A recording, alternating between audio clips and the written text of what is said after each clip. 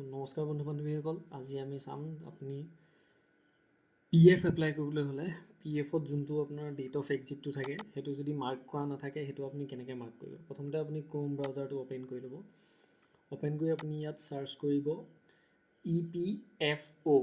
EPFO বুলি search কৰি click কৰি দিব। ক্লিক কৰাৰ পিছত আপোনাৰ এনেকুৱাকৈ পেজ এটা আহিব। এইটো আপোনাৰ প্ৰথম যোনটো ৱেবছাইট দেখাব এমপ্লয়িজ প্ৰভিডেণ্ট ফাণ্ড অৰ্গেনাইজেশ্যন, তাত ক্লিক কৰি দিব। তাত ক্লিক কৰাৰ পিছত আপোনাৰ এনেকুৱাকৈ এটা পেজ আহিব। ইয়াত গৈ পেলাই আপুনি চাব ছাৰ্ভিচেছত গৈ আপুনি ফৰ এমপ্লয়িজ বুলি যোনটো আছে সেইটোত ক্লিক কৰিব। সেইটোত ক্লিক কৰাৰ পিছত আকৌ নতুন পেজত যাব। নতুন পেজত আপুনি স্ক্ৰল ডাউন কৰিব। স্ক্ৰল ডাউন কৰি আপুনি ছাৰ্ভিচেছৰ তলত চাব মেম্বাৰ্ছ UN অনলাইন ছাৰ্ভিচেছ যোনটো আছে তাত ক্লিক কৰি দিব।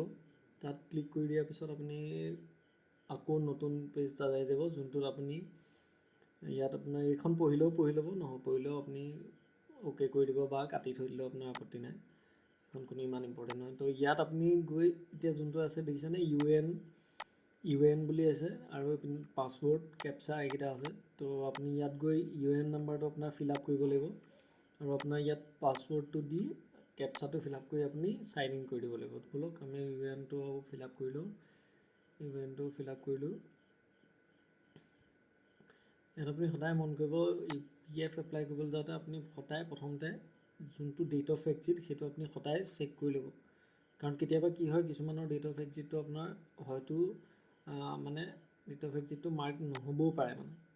তো এয়া আমি UN নাম্বাৰটো টাইপ কৰিলোঁ, পাছৱৰ্ড লিখিলোঁ। এতিয়া আপোনাৰ কেপচাটো ফিল কৰিছোঁ। কেপচাটো ফিল কৰি আপুনি চাইন ইনত ক্লিক কৰি দিব। চাইন ইনত ক্লিক কৰি দিয়াৰ পিছত আপোনাৰ যোনটো নাম্বাৰ আধাৰ লগত লিংক আছে, সেই আধাৰ লগত লিংক থকা নাম্বাৰটোত আপোনাৰ আধাৰ লগত লিংক থকা মোবাইল নাম্বাৰটোত আপোনাৰ OTP এটা যাব। আপুনি সেই OTPটো ইয়াত দি দিব লাগিব। আপুনি মোবাইলত যোৱা OTPটো লৈ OTPটো আপুনি ফিল আপ কৰিব। ফিল আপ কৰি আপুনি কেপচাটো দি দিব। কেপচাটো ফিল কৰি আপুনি ছাবমিট বটনত ক্লিক কৰি দিব। ছাবমিট বটনত ক্লিক কৰাৰ লগে লগে আপুনি তেওঁৰ যোনটো ID হয় UNৰ আইডিটোত আপুনি লগ ইন হৈ যাব।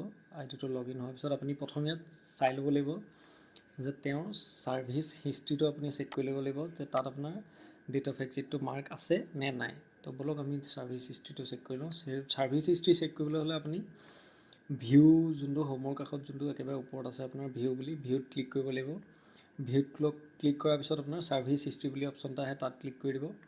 তাত ছাৰ্ভিচ হিষ্ট্ৰী অপশ্যনটোত ক্লিক কৰাৰ লগে লগে আপুনি নতুন পেজ এটাত আকৌ ৰিডাইৰেক্ট হৈ যাব।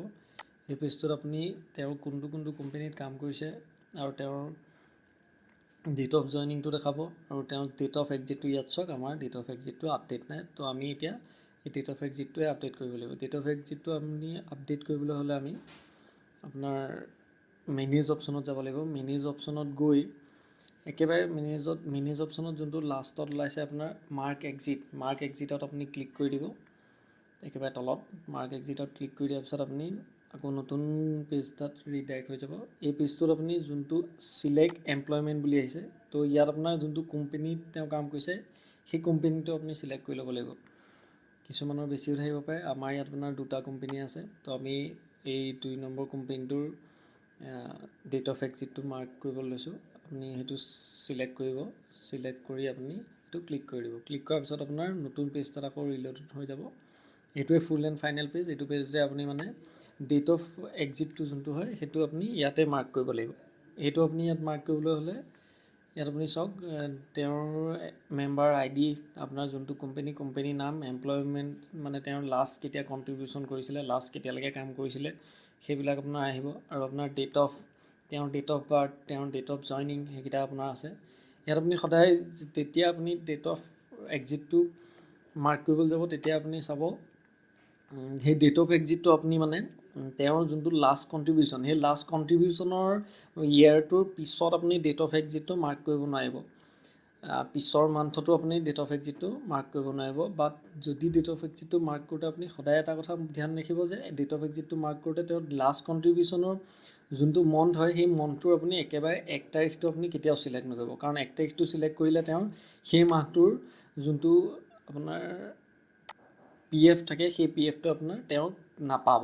সেইকাৰণে আপুনি লাষ্ট কণ্ট্ৰিবিউশ্যনৰ মান্থটোৰ একেবাৰে লাষ্টৰ ডেটটো আপুনি চিলেক্ট কৰিব। তো আমি সেইটো আপোনাৰ লাষ্টৰ ডেটটো চিলেক্ট কৰি লৈছোঁ। চিলেক্ট কৰি পেলাই আপুনি ইয়াত আপুনি লাষ্ট ডেটটো চিলেক্ট কৰি ল'ব। আমি চিলেক্ট কৰি ল'লোঁ। চিলেক্ট কৰি আপুনি ইয়াত ৰিজন এটা দি দিব, কি ৰিজন মানে কি কাৰণত তেওঁ কোম্পানী এৰিলে বা কাম এৰিলে। তো আমি শ্বৰ্ট ছাৰ্ভিচ পিৰিয়ড বুলিয়ে দি দিছোঁ। শ্বৰ্ট ছাৰ্ভিচ পিৰিয়ডতে আপুনি ক্লিক কৰি দিব। সেইটোত ক্লিক কৰাৰ পিছত short service period any other reason এইটোতে আমি ক্লিক কৰিছোঁ। সেইটোত ক্লিক কৰি দিব।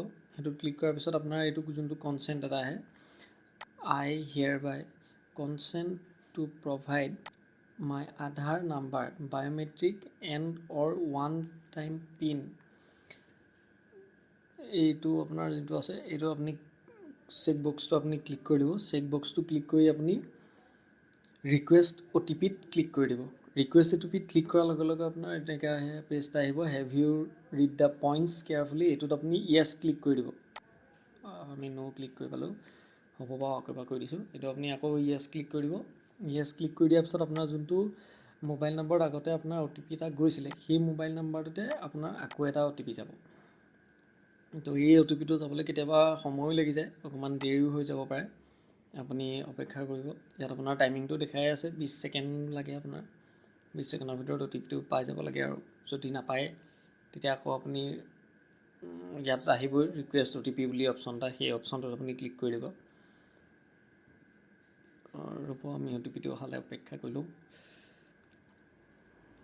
আৰু আপুনি সদায় এইটো কথা মনত ৰাখিব যে আপুনি ডেট অফ এক্সিটটো মাৰ্ক কৰোঁতে কেতিয়াও আপুনি ডেট অফ এক্সিটটো মাৰ্ক কৰোঁতে মানে লাষ্ট কণ্ট্ৰিবিউশ্যনৰ মান্থটোৰ 1 তাৰিখটো কেতিয়াও আপুনি ভুলতো এইটো আপুনি চিলেক্ট কৰি নিদিব। যদি এইটো আপুনি চিলেক্ট কৰি দিয়ে তেতিয়া আপোনাৰ সেই মাহটোৰ যোনটো PF হয়, সেই PFটো আপোনাৰ মানে ট্ৰান্সফাৰ নহ'ব, সেই PFটো আপুনি কাট খাই যাব। চ' OTP আহি গ'ল, OTPটো আমি ফিল আপ কৰি দিলোঁ।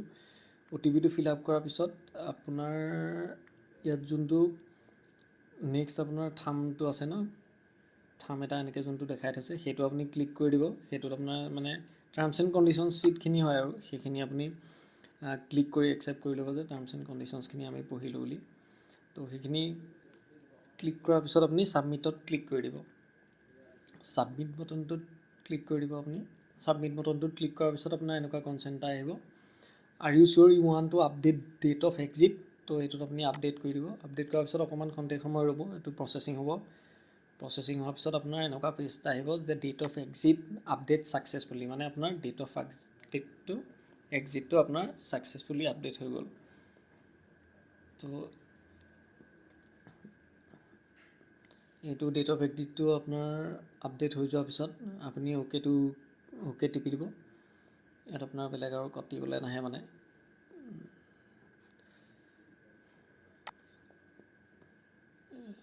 খালি আপুনি টাৰ্মছ এণ্ড কণ্ডিশ্যনছ যি থাকে সেইখিনি আপোনালোকে নিজে ভালকৈ পঢ়ি ল'ব আৰু মই আপোনালোকক ইমান ভালকৈ দেখাই থকা নাই। গতিকে আপুনি অ'কে ক্লিক কৰি দিব।